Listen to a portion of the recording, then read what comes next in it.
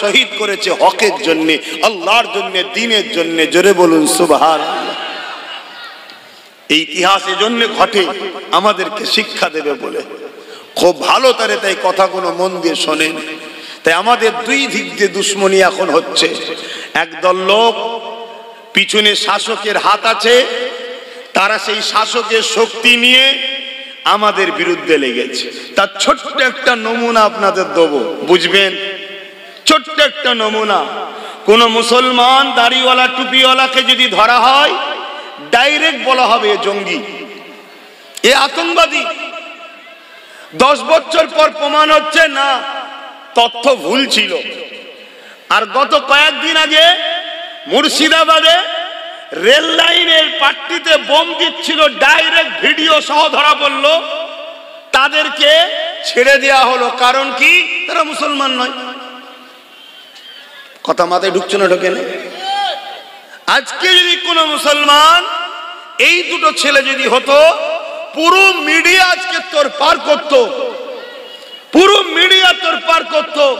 তারপরে আজকে একদল রাজনীতির লোকেরা আছে, বুঝতে পারছো, যারা দেশটাকে শেষ করছে, ওরা তো পুরো দুনিয়া তোর পার করে ফেলত। কিন্তু আজকে ছেড়ে দিল না, দিল না। তাহলে আজকে বড় প্ল্যান, বুঝতে পারছেন যে এদের পিছনে শাসকের হাত আছে। তাই এরা অন্যায় করার পর, ধরা পড়ার পরও সঙ্গে সঙ্গে জামিন হয়, খালাস হয়ে যায়।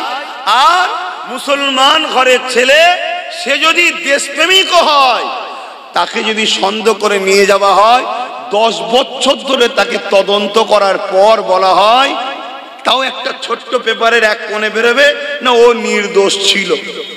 আমার কথাই কি অসুবিধা হচ্ছে আপনার? অকিয়া শোনাবো, দাঁড়ান না বাপ, অকিয়া শোনাবো। আমি প্রথম দুশ্মন গুলোকে একটু চিনাই। তবে মনে রাখবেন, এটা নতুন নয়।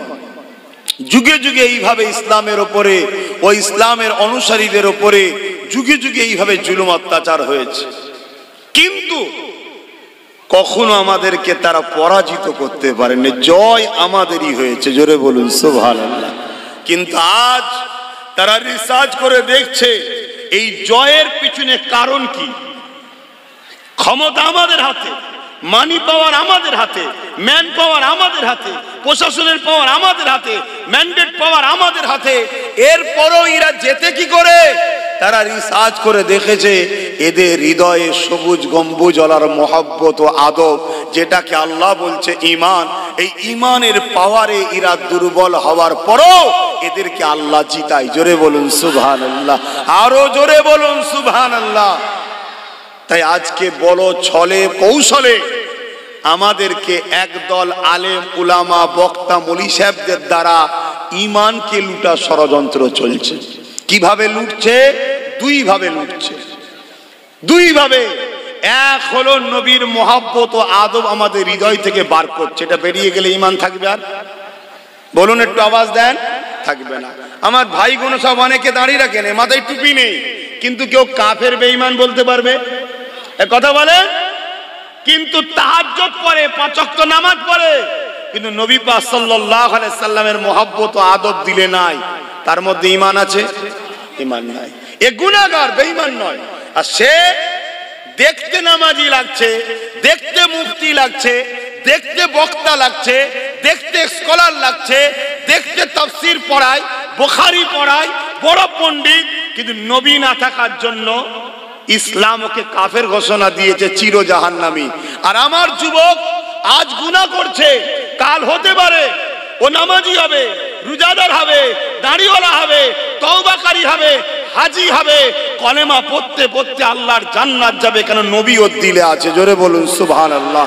এরপরেও কোনো কারণে যদি এরা ভুল করে চলেও যায়, আল্লাহ চাইলে ময়দানে মাশরে মাফ করতে পারে না? পারে।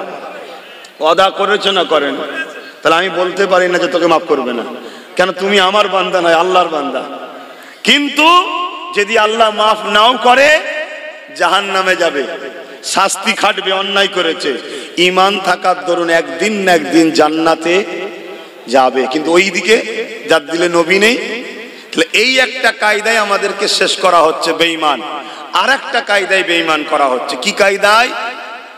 ইসলামের দুশ্মনদের সাথে সাপোর্ট করানো হচ্ছে। ইসলামের দুশ্মনদের ঘরে সাপোর্ট করানো হচ্ছে। যারা কোরআন মিটাতে চায়, যারা মাদ্রাসা মিটাতে চায়, যারা মসজিদ মিটাতে চায়, যারা ওয়াকাফকে মিটাতে চায়, বড় প্ল্যান করে তাদেরকে শক্তিশালী করার ষড়যন্ত্র চলছে। বলুন, ইসলামের দুশ্মনকে শক্তিশালী করলে তারা শক্তিলে ইসলামের উপরে আঘাত করবে না? করবে না? ইসলামের শক্তিলে তারা তাদের শক্তিলে ইসলামের মসজিদ ভাঙবে না? ভাঙবে না? মাদ্রাসা ভাঙবে না? ভাঙবে না? কোরআনকে বন্ধ করার ষড়যন্ত্র করবে না? করবে না? এই কাজে যদি কোনো নবীর উম্মত মুসলমান দাবিদার তাদেরকে সাপোর্ট করে শক্তিশালী করে, ঈমান থাকবে? আওয়াজ দেন। কিন্তু এই সবের মূলে নেতৃত্ব দিচ্ছে কারা?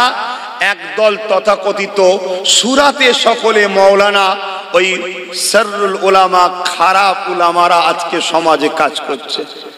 এই শুনছেন? এই জায়গাতেই আমার আলোচনা আজকে, এই জায়গাটায়। কেন আমি আবার বলে যাচ্ছি, ইতিহাস পড়ো, ইতিহাস দেখো। এ যুব সমাজ যদি পড়তে না পারো আজকে শোনো, এটা নতুন নয়। ফেরাউনের মতো রাজা মুসা নবীকে মিটাবার জন্য হাজারো চেষ্টা করেছিল। আল্লাহ মুসা নবীকে বলল, মুসা যাও, ফেরাউন সীমা লঙ্ঘন করেছে, ও নিজেকে খোদা দাবি করেছে, মানুষগুলোকে তার উপাসনা করাচ্ছে, মানুষগুলোর উপরে জুলুম করছে, বনি ইসরাইলকে হত্যা করছে, মানুষকে জেলে দিচ্ছে, তাদের উপরে তাদের সম্পদকে লুণ্ঠন করছে। আজকের ফেরাউনরাও করে না? করে না? একটু আওয়াজ দিয়ে বলবেন না? আরে ছোট ছোট ফেরাউন হলো, করে না? করে না? এই খাঁচায় যারাই থাকবে তারাই ফেরাউন। সে দাড়ি রেখে হোক আর দাড়ি চেচে হোক, পুরুষ সেজে হোক আর মহিলা সেজে হোক, মুসলমান সেজে হোক আর গায়ের মুসলমান সেজে হোক, যারাই জুলুম করে তারাই হলো সব থেকে বড় সন্ত্রাস। যারা মানুষের হককে মেরে নেয় তারাই হলো সব থেকে বড় সন্ত্রাস, তারাই হলো সব থেকে বড় জঙ্গি, তারাই হলো সব থেকে বড় আতঙ্কবাদী। আল্লাহর কোরআন বলছে আপনারা মানবেন না? মানবেন না? জোরে বলুন, মানবেন না? মানবেন না? কিন্তু আজকে এই সন্ত্রাসদের মোকাবেলায় আমাদের মতো দাড়িওয়ালা টুপিওয়ালা উলামারা যখন প্রতিবাদ করবে, তারা তখন রাজ ক্ষমতা দিয়ে আমাদেরকেই আবার জঙ্গি বলবে। শুনছেন না শোনেননি? কিন্তু ইতিহাসের পাতা সাক্ষী দিচ্ছে, তাদের হাজারো বলাতে আমার নবীর পক্ষের উলামাদের কোনো যায় আসেনি, আগামী তো আসবে না। কিন্তু আমাদের বলাতে ওদের বারবার কিন্তু পতন হয়েছে, আমাদের বলাতে ওদের বারবার ক্ষতি হয়েছে।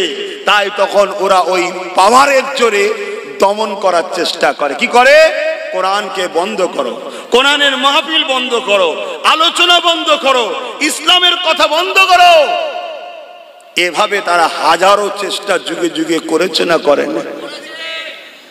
আল্লাহ পাক হযরত মুসা আলাইহিস সালাম কে জানালেন, ও হযরত মুসা যান, ফিরাউনের কাছে চলে যান, যে তাকে নাই সত্যের কথা শোনার, সে যে অন্যায় করছে, জুলুম করছে, সীমা লঙ্ঘন করে দিয়েছে, সে নিজেকে খোদা দাবি করেছে, সে মানুষের উপরে জুলুম অত্যাচার করছে, সে এমন করে বনি ইসরাইলদেরকে মারতে লেগেছে, সে মুসলমানদের উপরে স্টিম রোলার চালাতে লেগেছে, সে মানুষগুলোকে কতল করতে লেগেছে, সে মানুষের পেটিগুলোর উপরে জুলুম করতে লেগেছে, সে মানুষের হককে মেরে নিতে লেগেছে।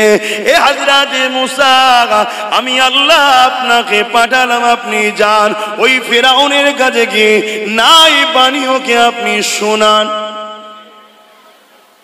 বিশাল বড় রাজার কাছে আল্লাহ পাঠাচ্ছে। মুসা নবী দেখছে আমার কাছে তো কিছুই নেই, আমি আর আমি ভাই, আমার ভাই হযরত হারুন আলাইহিস সালাম, বাকি তো কিছুই নেই। না ম্যান পাওয়ার আছে, না মানি পাওয়ার আছে, না মাসুল পাওয়ার আছে, না লাঠিয়াল বাহিনী আছে, না ফোর্স বন্দুক বোম গুলি আছে, না ম্যান্ডেট পাওয়ার আছে, কেউ তো নাই।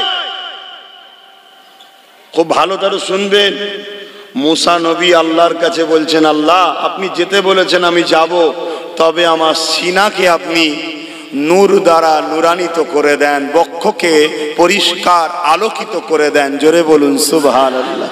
তার মানে কি বুঝলেন?